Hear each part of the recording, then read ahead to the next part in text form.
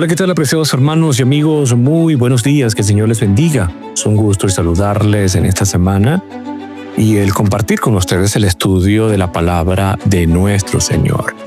Bien, damos gracias a Dios. Hasta aquí Él nos ha ayudado y Él nos ha bendecido. Bienvenidos a tu programa Lecciones de Vida, el espacio donde cada día repasamos y estudiamos la palabra de nuestro Señor.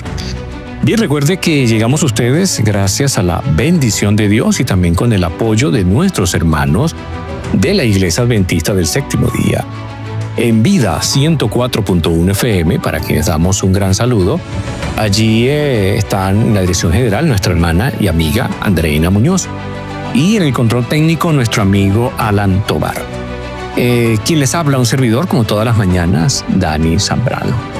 Saludamos también a nuestros amigos y hermanos de Plenitud 104.1 FM, a quienes extendemos un gran saludo, un gran abrazo para todos ustedes allí en Puerto Ayacucho, Estado Amazonas. Que Dios les bendiga. Gracias por estar en nuestra sintonía. Y una vez más a todos, bienvenidos a Lecciones de Vida. Bien, estamos en nuestra lección número 7, Lealtad Suprema. Adoración en medio de la guerra. Versículo de memoria lo encontramos en Mateo, capítulo número 6, el verso 33. Busquen primero el reino de Dios y su justicia y todas estas cosas les serán añadidas. En el contexto de Reavivados por su palabra, para el día de hoy, nos corresponde la lectura de Josué, capítulo número 21. Josué, el capítulo 21. Bien, vamos a orar para iniciar nuestro estudio en el día de hoy. Querido Dios que estás en los cielos, gracias te damos, Padre Celestial, por tu amor, tu bondad y tu misericordia. Alabado y glorificado sea tu nombre. Pedimos, Señor, tu bendición y dirección. En este día pedimos que seas tú hablando nuestras vidas y hablando a nuestros corazones. Señor, te pedimos el perdón de nuestros pecados y pedimos tu dirección y tu bendición. Guíanos en este día. Gracias por tu amor. Perdona nuestros pecados en Cristo Jesús. Lo pedimos. Amén y amén. Recuerde que estamos hablando acerca de esos momentos de adoración que se establecieron allí en el contexto del conflicto que se estaba viviendo, en esos momentos de guerra. No olvide que el objetivo principal o el tema central de la lección de esta semana es cómo la lección nos demuestra que la verdadera victoria espiritual exige una lealtad suprema a Dios, expresada al priorizar la adoración y la renovación del pacto, incluso en medio de las guerras más intensas de la vida. Los actos de fe aparentemente ilógicos de Israel nos enseñan a buscar primeramente el reino de Dios, confiando en que todo lo demás nos será añadido. Entonces es importante tener en cuenta ese principio. Busca primeramente el reino de Dios y su justicia, y las demás cosas serán añadidas. Entonces debemos de priorizar que nuestra relación con el Señor, por encima de todas las demás cosas, en medio de nuestras urgencias y en medio de nuestros temores. Ayer hablamos acerca de cómo el pacto es en primer lugar. Sí, en primer lugar, y cuando digo cuando estudiamos el día domingo, que ya lo estudiamos. Entonces el pacto es la prioridad máxima. Recuerde, el pueblo de Israel debía, en medio de ese conflicto, identificarse primero antes que la acción. Entonces, antes de conquistar la tierra, la nueva generación necesitaba reafirmar su identidad como pueblo del pacto. La circuncisión era la señal de su relación especial con Dios, el verdadero dueño de la tierra. Luego tenemos entonces un acto de fe radical, porque recuerden que cuando ellos realizaron la circuncisión en territorio enemigo, lo que inutilizaba el ejército durante varios días era un acto de confianza suprema. Demostraba que su victoria no dependería de su fuerza militar, sino de su lealtad al Señor que lucharía por ellos. Y la obediencia era como respuesta a la gracia. Entonces la renovación del pacto no fue un intento de ganar el favor de Dios, sino una respuesta de gratitud por el milagro que acababa de realizar al cruzar el Jordán. Nuestro pacto con Dios siempre, recuerde mi querido hermano y amigo, es una respuesta a lo que Él ya ha hecho por nosotros. Entonces, a menudo, ¿verdad? Por no decir frecuentemente, nuestras agendas están llenas de actividades importantes que nos hacen posponer nuestro tiempo con Dios. Y esta historia nos desafía a poner nuestro pacto con Dios en primer lugar incluso cuando parezca ilógico o impráctico. La verdadera fortaleza para nuestras batallas diarias proviene de nuestra conexión, entonces, con Él. Así que, definitivamente, si colocamos a Dios en primer lugar, como bien lo dijo Jesús, busquen primeramente el reino de Dios y su justicia, y todas estas demás cosas os serán añadidas, pues creo que el orden en nuestra vida va a ser interesante y va a ser diferente. Cuando digo que va a ser interesante y diferente, nos estamos refiriendo al hecho de que va a ser algo fuera del contexto de lo que a diario vivimos. Es decir, usted puede trazar sus planes, usted puede trazar, ¿no?, hacer su planificación, pero usted cuando se enfrenta a la realidad de la vida, usted se puede dar cuenta y puede saber que definitivamente sin el Señor nada somos. Entonces, mis queridos hermanos, cuando Israel, cuando en este caso Josué, decide establecer este pacto con el Señor, circuncidar a toda esa generación 40 años después, estaba diciendo: nosotros, Señor, queremos hacerlo conforme a tu voluntad. A las puertas de la mayor campaña militar de la historia, ellos deberían de estar haciendo los preparativos bélicos. Ellos debían estar arreglando los caballos, afilando las espadas, afilando los escudos, pero fíjense que entonces decidieron hacer pacto con el Señor, se circuncidaron y estuvieron allí hasta que sanaron, 3 días al menos, y confiaron en que Dios estaría con ellos. ¿Por qué? Porque entendían y reconocían que la batalla le pertenecía al Señor. Era el quien les podía conceder el éxito y la victoria. Ahora, la pregunta es para usted y para mí. La pregunta es para usted y para mí. ¿A quién nos concede a nosotros la victoria? ¿Quién nos va a dar a nosotros la victoria en este tiempo final que estamos viviendo? Creo que debemos entender clara la respuesta. Es Cristo Jesús.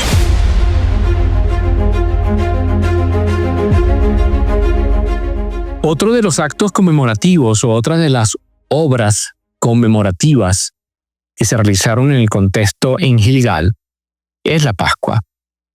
Y cuando leemos nosotros en el capítulo 5, los versículos 10 y 11, leemos lo siguiente: y los hijos de Israel acamparon en Gilgal y celebraron la Pascua a los 14 días del mes, por la tarde, en los llanos de Jericó. Al otro día de la Pascua comieron del fruto de la tierra, los panes sin levadura, y el mismo día espigas nuevas tostadas. Fíjese que Dios lleva a Israel a través del Jordán a Canaán, el día en que debían comenzar los preparativos para la Pascua. Vamos a leer Josué 4:19. Dice: y el pueblo subió del Jordán en el día 10 del mes primero y acamparon en Gilgal, a lo lado del oriente de Jericó. Y Éxodo 12, 2 al 3 dice: este mes será principio de los meses para vosotros. Será este mes primero en los meses del año. Hablad a toda la congregación de Israel diciendo: en el día 10 de este mes, tómese cada uno un cordero según las familias de los padres, un cordero para las familias. Ahora, a los 14 días del mes por la tarde, como lo dice Éxodo 12:6, celebraron su primera Pascua en la tierra prometida. La fiesta de la Pascua conmemoraba entonces la obra de redención que Dios hizo por Israel al liberarlos de su esclavitud en Egipto. Y había un sentido de culminación en esta Pascua, pues ya no estaban en el desierto, sino en la tierra prometida. Y qué maravilloso es ver cómo entonces también este acto significativo, Josué elige celebrar la Pascua, a pesar de la premiante e inmensa tarea de tomar la posesión de la tierra prometida. Entonces vemos una segunda actividad importante que procedió a la conquista, fue la celebración de la Pascua, y esta tuvo, conforme al mandato, lugar en la tarde del 14º día del mes, en cumplimiento fiel de las instrucciones dadas por Dios. Entonces, en tal ocasión, se hizo especial hincapié en el significado simbólico de la celebración de la Pascua. Los acontecimientos dirigidos por Josué reflejaban los del Éxodo. Recuerden lo que evocaba la Pascua. La Pascua evocaba la noche en que tuvo lugar la 10ª plaga, cuando el ángel del Señor dio muerte a todos los primogénitos de Egipto y perdonó a los israelitas. Allí, ¿no?, se comenzó a celebrar entonces la Pascua esa noche previa. esa noche, antes de que ocurriera este incidente. Luego entonces se produjo la salida de Egipto, el cruce del Mar Rojo, y llegaron y atravesaron por el desierto. Ahora fíjense que nos encontramos con la segunda generación.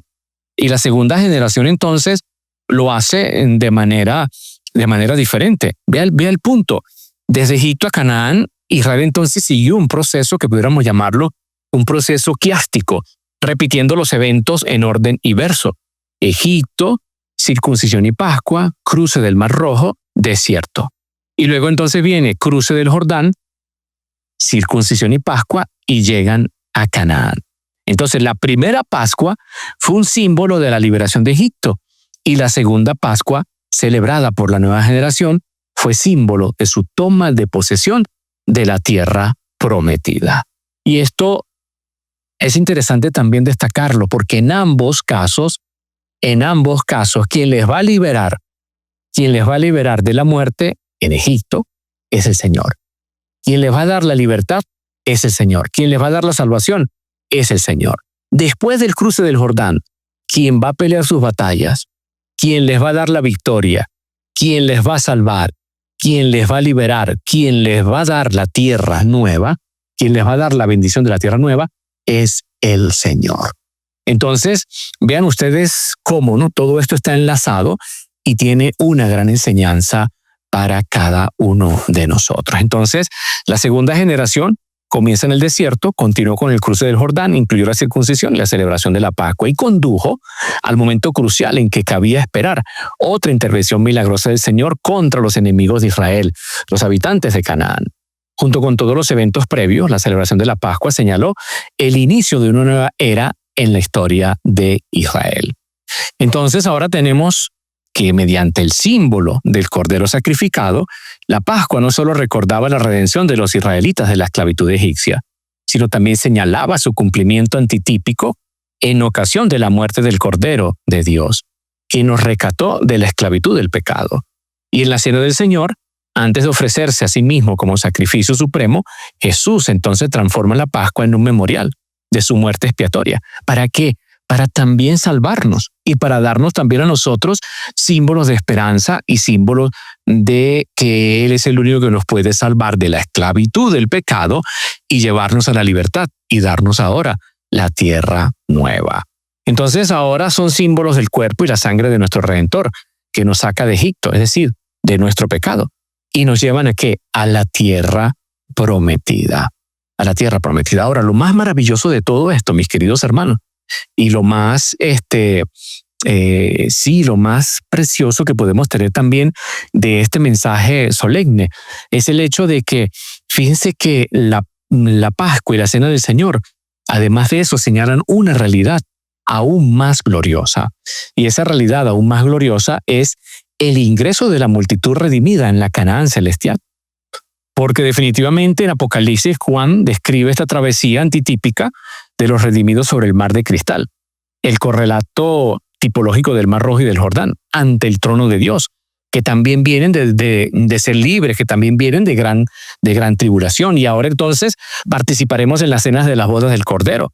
Y todo esto está prefigurado donde tipológicamente por la Pascua y la Cena del Señor.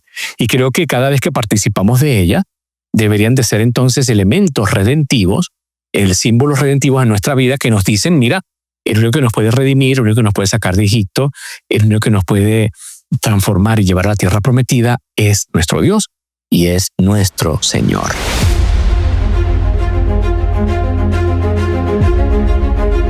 Creo, mis queridos hermanos, que debemos entonces tener en cuenta muy bien todo lo que la Biblia nos está presentando en este contexto de los primeros 15 versículos, pudiéramos decir nosotros, que incluye entonces lo que tiene que ver con la renovación del pacto, la circuncisión y ahora la Pascua. Incluso, fíjese, cuando usted lee el versículo número 12, dice que Dios deja de proveer el maná. Y esto se cumple también porque Dios les dijo que ellos iban a recibir ese maná hasta que llegaran a la tierra prometida. Y dice la Biblia, el versículo número 12 del capítulo 5, y el maná cesó al día siguiente desde que comenzaron a comer del fruto de la tierra. Y los hijos de Israel nunca más tuvieron maná, sino que comieron de los frutos de la tierra de Canaán aquel año. Entonces, cuando Israel fue capaz de proveer de los ricos productos de Canaán, Dios detuvo el maná. Él no quería que Israel se volviera perezoso, sino que viviera en una nueva relación de confianza con él. Israel tuvo que confiar entonces en Dios para que le proveyera el maná cada día, pero también tuvieron que confiar en él para que le proveyera a través de otros medios. Y esto cumplió lo que Dios les había dicho en Éxodo 16:35, que dice allí: así comieron los hijos de Israel maná 40 años hasta que llegaron a tierra habitada. Maná comieron hasta que llegaron a los límites de la tierra de Canaán. Entonces Dios siempre provee, pero es perfectamente libre de cambiar la fuente de su provisión según les plazca. El pueblo de Dios debe de confiar en Él, no en su manera de proveer. Ahora eran alimentados con productos de la tierra y en su provisión futura dependerían de su trabajo. Serían tan alimentados por Dios en la tierra como lo habían sido en el desierto, pero ahora serían responsables de cooperar con Él a través del trabajo de sus manos. Y esto siempre es así. Dios siempre provee para las necesidades de su pueblo. Cuando les es posible actuar y trabajar, Él provee para ellos a través de esta actividad. Dios nunca emplea métodos sobrenaturales para suplir necesidades que puedan ser satisfechas por medios naturales. Entonces, tenemos hasta aquí. Gilgal estuvo marcado por cosas importantes. Hasta ahora tenemos un monumento conmemorativo del milagroso cruce del Jordán, la obediencia radical y llena de fe de Israel a llevar a cabo la circuncisión cuando eran vulnerables ante sus enemigos. Y tenemos entonces también la rememoración de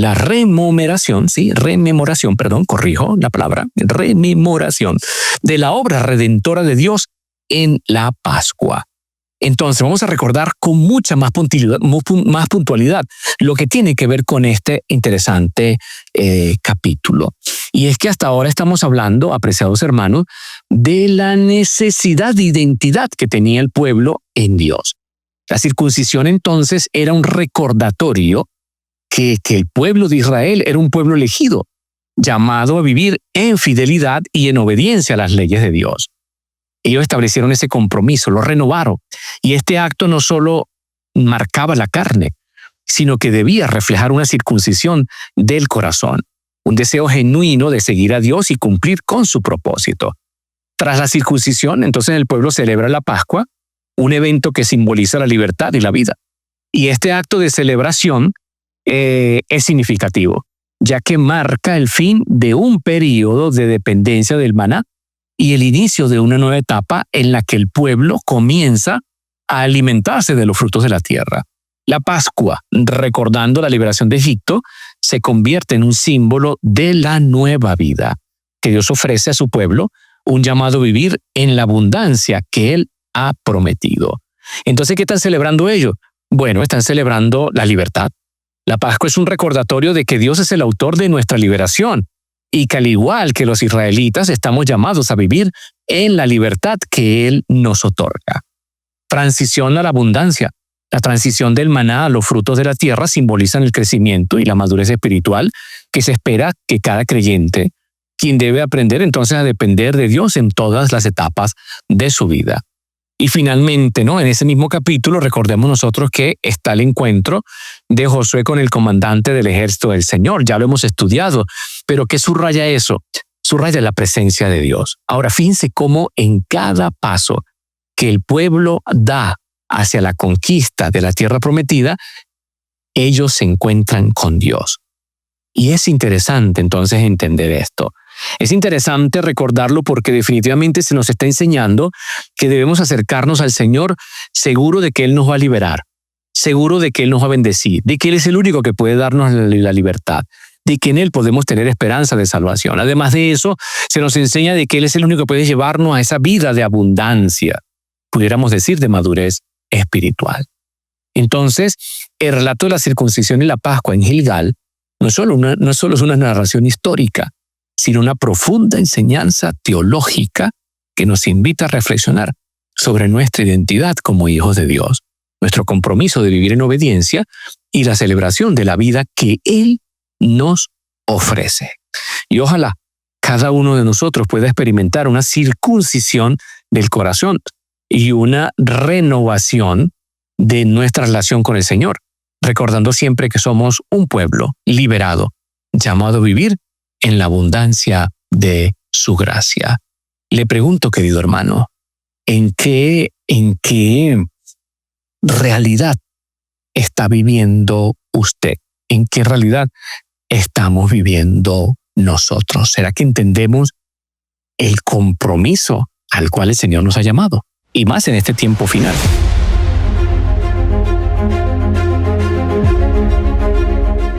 Otro punto importante también de lo que se nos presenta aquí en el contexto de estos eventos para recordar es lo que tiene que ver con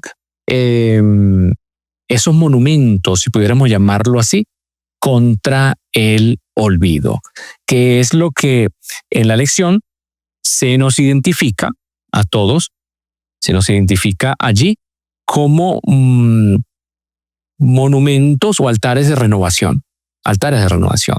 Recuerde que en la época de los patriarcas, los altares que construían eran hitos que se señalaban en el camino que recorrían y se convertían en representaciones tangibles de su derecho a la tierra que Dios les había prometido. Ahora, al erigir un altar, los israelitas daban testimonio del cumplimiento de las promesas hechas a sus antepasados. Y en este caso, la construcción entonces del altar que Dios le pidió que se hiciera fue el cumplimiento directo de las instrucciones dadas por Moisés. Josué ocupaba un papel importante en el contexto del pueblo de Israel. Ya era el líder, pero fíjense que Josué entonces, al llevar al pueblo a la verdadera adoración, está diciendo, mira, yo voy a cumplir con el Señor. Yo voy a establecer una vida de obediencia. Yo voy a vivir conforme a su voluntad. Vamos a vivir en armonía con su pacto. Y el libro entonces el libro de Josué determina este destacado rol de parte de Josué. A pesar de la importancia de la guerra, porque la importancia de la guerra y el conflicto era algo importante que ellos allí tenían que tener presente en su vida, entonces sencillamente se estaba estableciendo un punto importantísimo. Y era que por encima de la guerra o por encima de todas sus campañas militares, Josué interrumpe para construir un altar y realizar una ceremonia de adoración al Señor. Entonces se estaba reafirmando el propósito de la conquista. ¿Cuál era? Pues al construir un altar y renovar el pacto en medio de la guerra, Josué le recordó a Israel el verdadero propósito de la misión. No se trataba simplemente de ganar territorio, sino de establecer una nación cuya vida estuviera centrada en la obediencia a la ley de Dios. Tenemos entonces la adoración por encima de la guerra. Y este acto demostró que la lealtad a Dios y a sus mandamientos era más vital que cualquier estrategia militar. La conquista, apreciados hermanos, era solo un medio para un fin superior, una vida de adoración y obediencia. Y el altar como símbolo de expiación. Es significativo, ¿no? Entonces que el altar fuera construido en el monte Ebal, el monte de la maldición. Y esto nos enseñaba que la única manera de evitar la ira de Dios por la desobediencia a la ley era a través de la expiación de Cristo Jesús, simbolizada por los sacrificios en el altar. Entonces, la pregunta para nosotros es la siguiente.